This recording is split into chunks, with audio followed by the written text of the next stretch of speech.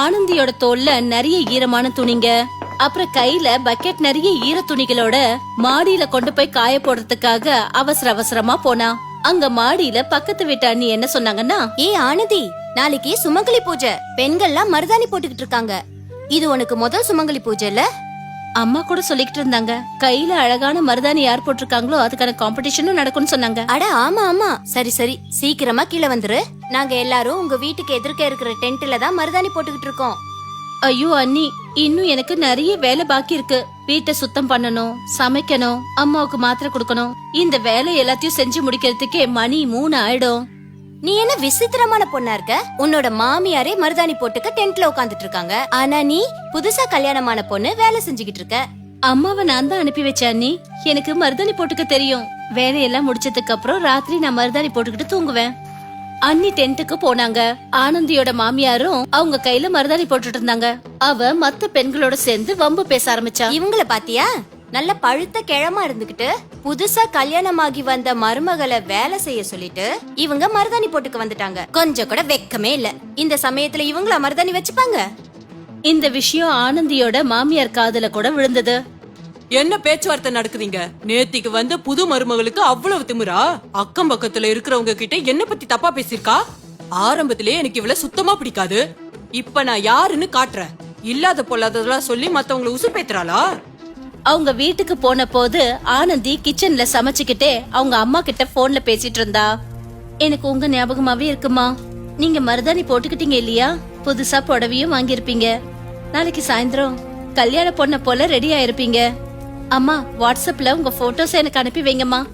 ஆனந்தியோட அம்மா பதில் சொல்றதுக்கு முன்னாடியே அவளோட மாமியார் அவகிட்ட இருந்து போனை பறிச்சாங்க. அப்புறம் சத்தம் போட்டு சொன்னாங்க, கண்டிப்பா உங்க போட்டோவை உங்க பொண்ணுக்கு அனுப்பி வைங்க. இந்த வீட்ல சுமங்கலி பூஜை நடக்கிற மாதிரியா இருக்கு. நாங்க இங்க உங்க பொண்ண வேலை செய்ய வைக்கிறோமா? அவளை மருதாணி வச்சுக்க விடலையா? எங்களை விட மோசமானவங்க வேற யாரும் இருக்க மாட்டாங்க. அம்மா, நீங்க என்ன பேசுறீங்க? ப்ளீஸ் தண்ணிய குடிங்க.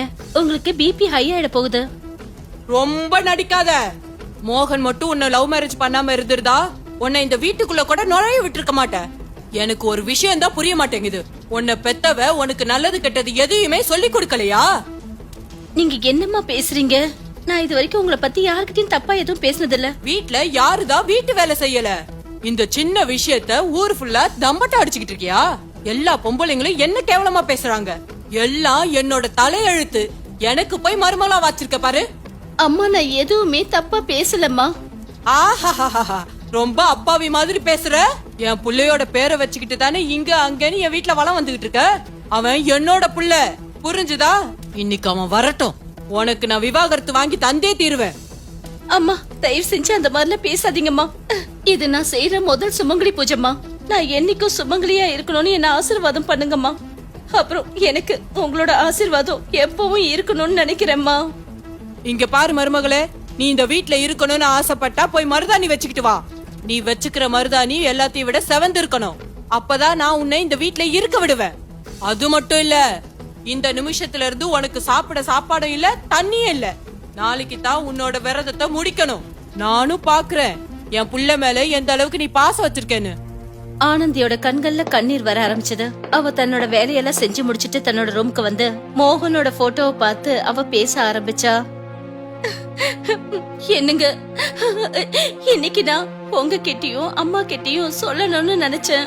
அதாவது நான் அம்மாவாக போறேன்னு.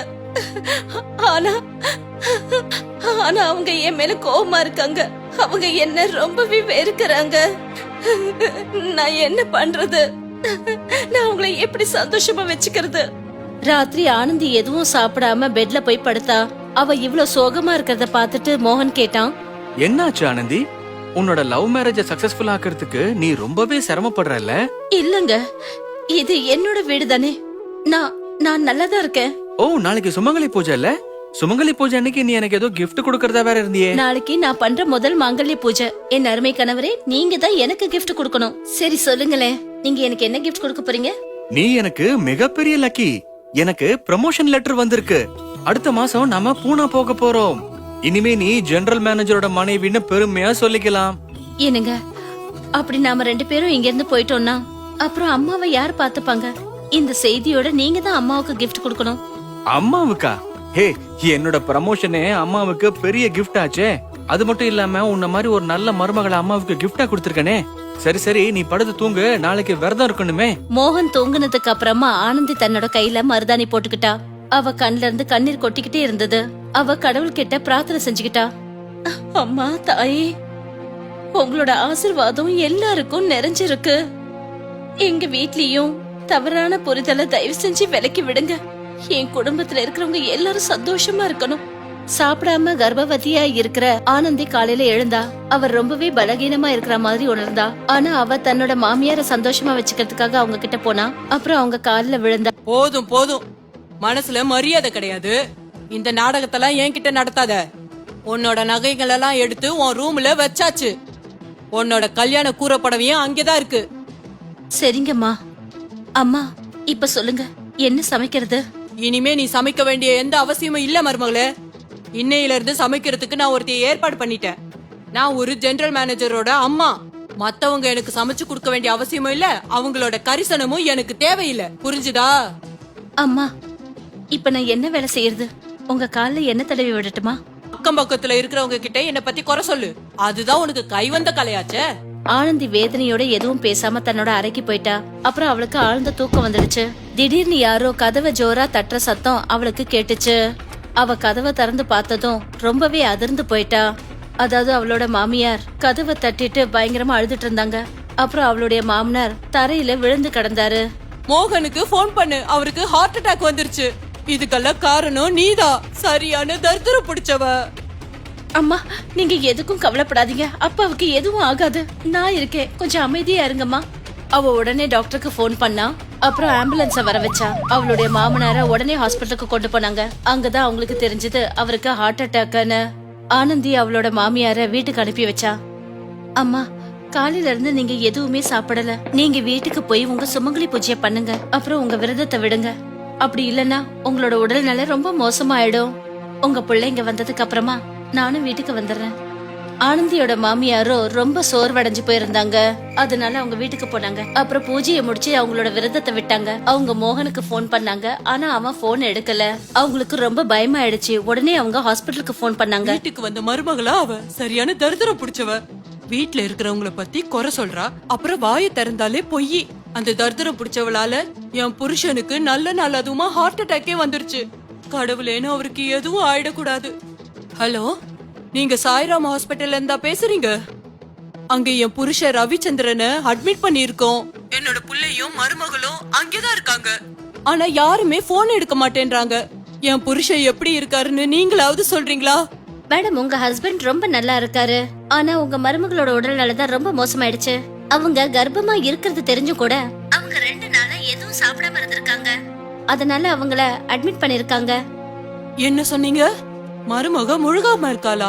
ஐயோ கடவுளே, நேத்தியில இருந்து அவளை நான் பட்டினி போட்டுட்டேனே. பாவம், நாள் முழுக்க வேலையே செஞ்சுக்கிட்டு இருந்தா. அது மட்டும் இல்லாம நான் அவளை எவ்வளவு தப்பு தப்பா பேசிட்டேன். ஐயோ ஆண்டவா, நீதான் அவளை காப்பாத்தணும். ஹலோ மேடம், அவங்க பூஜை செய்யாம உங்களோட ஆசீர்வாதத்தை வாங்காம அவங்களோட விரதத்தை விட அவங்க விரும்பல. உங்களால முடிஞ்சா நீங்க ஹாஸ்பிட்டலுக்கு வாங்க. ஆனந்தியோட மாமியார் கண்கள் கலங்க ஆரம்பிச்சது. அப்புறம் அவங்க பண்ண கொடுமையை நினைச்சு வெக்கப்பட்டாங்க. உடனே அவங்க ஹாஸ்பிட்டலுக்கு வந்தாங்க. என்ன மருமகளே, நீ இந்த விஷயத்தை என்கிட்ட சொல்லவே இல்ல. நீ அம்மா ஆக போறேன்னு. சரி, இப்பயாவது உன் விரதத்தை முடிச்சுக்க. இங்க பாரு, மோகனும் உன் கூட தான் இருக்கான். அப்புறம் நானும் வந்துட்டேன். அதோ பாரு, ஹாஸ்பிட்டல் ஜன்னல் வழியா அந்த நிலவும் உன் கண்ணுக்கு தெரியுது. ஆனந்தி மோகனோட உதவியால எழுந்து நின்னா. அப்புறம் நிலவுக்கு பூஜை செஞ்சு தன்னோட மாமனார் மாமியார் மோகன் கல்ல விழுந்தா. என்னம்மா, என்னதான் நடக்குதுங்க? என்ன பிரச்சனை? அதையாவது சொல்லுங்க. அப்படி ஆனந்த் இங்க இருக்கிறது தான் உங்களுக்கு ப்ராப்ளம்னா நான் அவளை கூட்டிட்டு இங்க இருந்து பூனாக்கு போயிடுறேமா. ரொம்ப தான் ஓவரா பண்றீங்க. என்னங்க, ஏன் இப்படி எல்லாம் பேசுறீங்க? என்னால அம்மாவையும் அப்பாவையும் விட்டுட்டு எங்கேயும் வர முடியாது. நாம எங்க இருந்தாலும் ஒன்னாதான் இருக்கணும். எல்லாத்துக்கும் ஒரு எல்லை இருக்கு ஆனந்தி. இனிமே நீ உன்னை பத்தியும் நம்ம குழந்தைய பத்தி மட்டும் தான் நினைக்கிறேன். என்ன, இவங்க எல்லாருமே என்னோட சொந்தங்கள். நான் எல்லாரையும் சந்தோஷமா வச்சுக்கணும். அம்மா, இந்த பூஜை நடக்கிற அன்னைக்கு இந்த சந்தோஷமான விஷயத்தை எல்லார்கிட்டயும் சொல்லலாம்னு நினைச்சேன். ஆனந்தியோட மாமியார் அவளை கட்டி அணைச்சுக்கிட்டு என்ன சொன்னாங்கன்னா, கண்ணா, என்ன மன்னிச்சிடுமா. அடுத்தவங்க பேச்ச கேட்டுக்கிட்டு லவ் மேரேஜ் பண்ணிக்கிட்ட நீ என் புள்ளைகிட்ட இருந்து என்ன பிரிச்சிடுவேன்னு நினைச்சேன். அதனால உன்னை என்னால ஏத்துக்கவே முடியல. உன்னை நான் புரிஞ்சுக்கவும் இல்ல. எனக்கு எல்லாம் தெரியுமா. உங்க மேல எந்த ஒரு குத்தமும் இல்லம்மா. அம்மா தாயே, இந்த சுமங்கலி பூஜை அன்னைக்கு உன்னோட அருளால என் குடும்பம் முழுக்க சந்தோஷமா இருக்கு. என் மருமக எவ்வளவு அதிர்ஷ்டமானவ. இவளால என்னோட தாலியும் காப்பாத்தப்பட்டுச்சு. அப்புறம் எங்க வீட்ல கூடிய சீக்கிரத்திலேயே ஒரு சின்ன விருந்தாளியும் வர போறாங்க. இன்னைக்கு சுமங்கலி பூஜை அதுவுமா? அந்த சுமங்கலி தேவதை நம்ம குடும்பத்தையே சந்தோஷத்தால நிறைச்சிட்டாங்க. இது எல்லாத்துக்கும் காரணம் நீதான் மருமகளே. இனிமே நான் யாரோட பேச்சையும் கேட்க மாட்டேன். இன்னையில இருந்து நீ எனக்கு மருமக மட்டும் இல்ல, என்னோட மகளும் நீதாம்மா. ஆனந்தியோட மாமியார் அவளோட கைகளை பிடிச்சாங்க. அவ கைகளை பார்த்துட்டு அவங்க எல்லாரும் ஆனந்தியோட கைகள்ல மருதாணி நல்ல செவந்து இருந்தது. அவ மனசுக்குள்ள ரொம்ப சந்தோஷப்பட்டுக்கிட்டா. அப்புறம் எல்லாரும் ரொம்ப சந்தோஷத்தோட வீட்டுக்கு திரும்பி வந்தாங்க.